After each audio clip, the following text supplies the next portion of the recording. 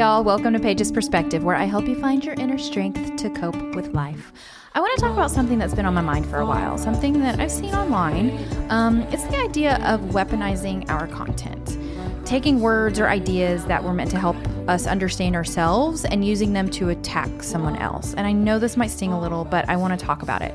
I see where people in the comment section tag their spouse or someone and basically say, see, look at what you've done to me, or something along those lines. And it's not helpful. You know, I know you may feel angry and you're finally feeling heard about what you're going through. However, when we use it to prove a point to our partner, it's just not that helpful. Our content is meant to help you as a spouse or partner, or your partner in their own recovery, those who listen. And if they listen as a couple, it's to help you rebuild your relationships in recovery. So many couples use it as a mediator to open up tough and have open conversations. And it's not a way of saying like, I told you so, or look, you have so much work to do. That's not what we're trying to accomplish here. There's this shift that happens when we start to learn new language, about addiction or trauma or boundaries or emotional immaturity, all the things that we discuss here. And instead of using it as an empowering tool to make changes within ourselves, I see where it is used as a weapon to get others to change or see our side of the story. We stop reflecting and we start diagnosing. And suddenly what was supposed to help us grow becomes another way to fight, prove, or just control something. So maybe after listening to our message and experiences, you finally have the words to understand what you are either going through currently or what you've gone through before. Sure, many of us are victims. However, we get to choose if we stay victims or not. Yes, we've been harmed by someone close to us, but we don't get to use this content to throw it in their faces. It's not what we're trying to do here. Our goal is to validate you, to educate you, empower you, and help you on your own recovery journey. There's something I want to be honest about. I have never liked talking poorly about my husband. Even with all of the things that he's done, it went against my values to trash talk him. So when we started this podcast and really dug into what we went through and how the lying really impacted me and all the things that we discussed, it was really challenging because that's not who he is anymore. And he hasn't been that person for a really long time. Even when we were in the thick of things, I didn't like speaking poorly about him. Yes, I know that we need to be able to speak our experiences and what you're going through. I get that. It is your story too. I'm just hoping you can see the gray area here. It just wasn't in me to speak poorly about him in situations where I didn't really know what I was talking about anyway. I know there are some of us out there who have been truly harmed and are unable to speak kindly about your ex or whatnot. And I don't expect you to do that. So please let me be clear about that. I'm just not one to weaponize things I learned to get others to change. The point of learning about the person who has harmed you is so you can understand what you can do about it, not what they can do about it. Sure, in healthy relationships, we discuss what's bothering us and how we can get through it, but if you're utilizing our content or even therapy language to throw in someone's face, you may not understand the true message of what we do here. You've probably seen it or maybe even lived it. You learn about gaslighting and now every disagreement becomes like, oh, you're gaslighting me. Or you learn about emotional safety and now anytime someone disagrees with you, it's you're not emotionally safe. Or you read about narcissism and now your partner, your boss, and your mother-in-law all fit the checklist.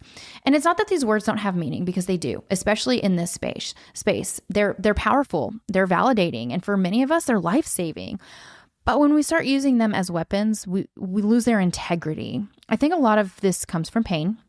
When you've been unheard, dismissed, or blamed for years, finally finding language to describe what's happening feels like power.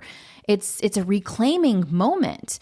But sometimes that rush of recognition turns into righteousness. And instead of using that language to build awareness, we use it to win. I get it. I'm not here to shame anyone. This is part of the educational piece that we try to accomplish. I know we don't like when our partners weaponize recovery talk, like you're codependent, or you need to work on yourself, or you're focusing on me instead of your side of the street, or you're spiritually sick right now, or you need to find acceptance, or you're holding on to anger. That's not recovery. We don't like this, right? So I think if it's somewhat fair to say that they probably don't like us throwing things out at them with what we learn. Let's look at how we as a partner and a spouse may be weaponizing some things that you learned from Tufo. What that might sound like is, Paige says behaviors matter more than sobriety, so you're not really doing the work. Or Matt said relapse means you're not ready, so I don't trust you. Or everything you're saying is gaslighting. That's exactly what Paige talked about. Or you're Darvoing me. This isn't helpful because you're using our words to validate your anger rather than guide your boundaries. So twofold content is meant to empower personal clarity, not to serve as proof in a relationship argument. A healthier version would be like, I've been reflecting on what it takes to rebuild trust, and I'm focusing on what I need to feel safe and not just on what you're doing wrong. Another one that we see is that, I don't owe you anything. You caused this. And this isn't helpful because these are boundaries rooted in resentment, and it's not self-protection. Remember, boundaries aren't about punishing someone. They're about defining what you will and will not tolerate or participate in. So a healthier version would be, I need space right now to take care of myself, and I'll be open to reconnecting when there's consistency. I mean, put it in your own words, obviously, but there's a healthier way to address these things than to, weaponize the content or saying like, I don't owe you anything. You caused this. It's painful. It's not helpful. And there's one that I feel many may struggle with, and that's when you want to share an episode with someone, you're not sure how to address it or how to make it come from a place of care and concern instead of shame and blame. It may sound like you should listen to this episode. It's exactly about you. This isn't helpful because you're using content as a confrontation instead of communication.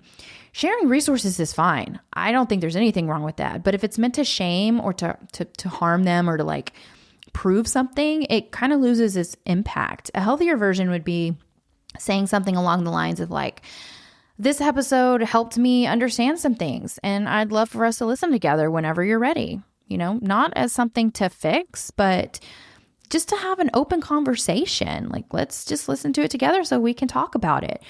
Again, I understand why people go the route of like, this is you did this, I know what you are now, but I'm here to help you communicate better and also reflect on how you may be utilizing our content. Ask yourself, is it for you? Is it to prove something to your partner? Is it to rebuild your relationship? If you've caught yourself doing this, it's okay. That awareness is actually a good sign. It means that you have something to challenge yourself with and work on. It's a great thing. So here's a little reset question that you can ask yourself. Am I using this as a tool for connection or a tool for control? If it's control, pause, take a breath, and remember that learning new language just gives you a map. What you do with that map determines if you find peace or if you stay stuck. And if you've been on the receiving end of someone else's weaponized healing, don't internalize it. You can gently step back, remind yourself that everyone's learning, and focus on living your own truth instead of debating theirs. So just please don't weaponize our content.